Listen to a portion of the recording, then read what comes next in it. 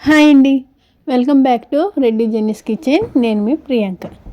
ఇవాళ మన రెసిపీ వచ్చేసి బెండకాయ పకోడీ అండి. ఇంట్లోనే ఈజీగా కరకరలాడే ఈ బెండకాయ పకోడీ అనేది చాలా బాగుంటుంది.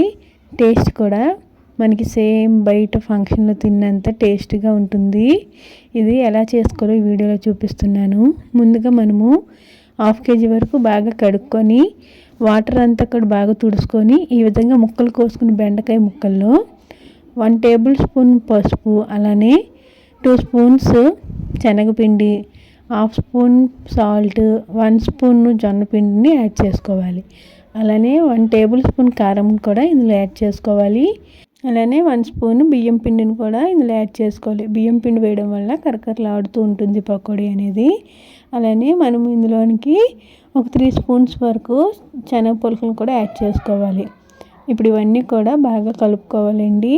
ఇందులోని ఎటువంటి వాటర్ అనేది యాడ్ చేయకుండా మనము గట్టిగా స్మాష్ చేసుకుంటూ కలుపుకున్నామంటే ఇవన్నీ కూడా బెండకాయ ముక్కలకి బాగా అబ్జర్వ్ అయ్యే వరకు కలుపుకోవాలి. మనం వేసిన పిండి, ఉప్పు, కారం, పసుపు ఇవన్నీ కూడా బాగా ఈ బెండ ముక్కలకి బాగా అబ్జర్వ్ అవ్వాలండి. మీరు కావాలంటే ఇందులోనికి 1/2 స్పూన్ వరకు గరం మసాలా కూడా యాడ్ చేసుకోవచ్చు. అలానే 1/2 స్పూన్ జీలకర్ర పొడి, ధనియాల పొడి కూడా వేసుకోవచ్చండి. నేనైతే ఇక్కడ ఏమీ వేయలేదు.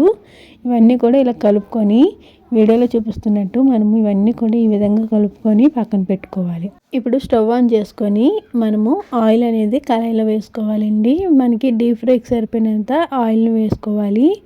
ఈ విధంగా ఆయిల్ వేసుకొని ఆయిల్ అంతా కూడా బాగా హీట్ ఎక్కనివ్వాలండి. ఆయిల్ బాగా హీట్ ఎక్కాక ఇప్పుడు మనము లో ఫ్లేమ్లోకి టర్న్ చేసుకుంటూ బెండకాయ ముక్కలు అనేది ఇందులోనికి కొంచెం కొంచెం చొప్పున యాడ్ చేసుకోవాలి. ఎక్కువ ఒకేసారి వేసేస్తే అన్నీ కూడా మనకి అంటుకొని వస్తాయి. ఇవి బాగా ఫ్రై అవ్వవు కాబట్టి ఇలాగా కొంచెం కొంచెం చొప్పున బెండకాయ ముక్కలు వేసుకోవాలి. ఇలా బెండకాయ ముక్కలన్నీ కూడా వేసుకున్నాక ఇది గరిటె పెట్టి అటు ఇటు తిప్పుకుంటూ ఉండాలి.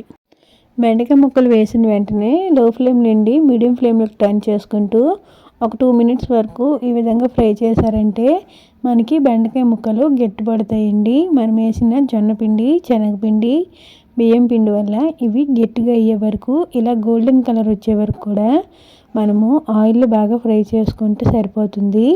ఇలా ఫ్రై చేసుకున్నాక ఇప్పుడు వీటన్నిటిని కూడా ఆయిల్లో నుండి మనము సపరేట్ చేసుకోవాలి. ఇలా మనము బెండకాయ ముక్కలు వేసినప్పుడు లో ఫ్లేమ్లో వేయాలి. బెండకాయ ముక్కలు వేసాక మీడియం ఫ్లేమ్లోకి టర్న్ చేసుకుంటూ ఒక 2 మినిట్స్ వరకు ఫ్రై చేసుకున్నారంటే ఇలా మనకి గోల్డెన్ కలర్ వచ్చే వరకు ఫ్రై చేసుకోవాలి. ఈ విధంగా మనకి ఈ కలర్ వచ్చే వరకు మనకి క్రిస్పీగా ఫ్రై అయితే బెండకాయలు సరిపోతాయండి. ఇప్పుడు వేరేగా ఇవి టర్న్ చేసుకోవాలి. మళ్ళీ అదే ఆయిల్లో మనం కలుపుకున్న బెండకాయ ముక్కలు అనేది మళ్ళీ యాడ్ చేసుకోవాలి. యాడ్ చేసుకున్నాక ఇప్పుడు మీడియం ఫ్లేమ్లోకి టర్న్ చేసుకొని ఇలా కలుపుకుంటూ మనము మీడియం ఫ్లేమ్లోనే 2 మినిట్స్ వరకు ఫ్రై చేసుకుంటే ఈ బెండకాయలు అనేవి మనకి క్రిస్పీగా తయారవుతాయి. ఈవెన్గా కూడా బాగా మనకి ఆయిల్లో బాగా ఫ్రై అవుతాయండి. ఈ విధంగా మనకి బెండకాయల పకోడీ అనేది చాలా టేస్ట్గా ఉంటుంది. రసంతోనైనా, చారుతోనైనా, పప్పుతోనైనా ఇవి చాలా బాగుంటాయి. ఫంక్షన్లో మనకి ఈ బెండకాయ ఫ్రై అనేది చాలా ఇష్టం కదండి. ఈ విధంగా మనం ఇంట్లోనే సింపుల్గా చేసుకున్నారంటే ఎంతో టేస్టీగా ఉంటుంది. అలానే ఇందులో కొంచెం కరివేపాకుని కూడా లాస్ట్లో యాడ్ చేసుకొని స్టవ్ ఆఫ్ చేసుకోవాలి.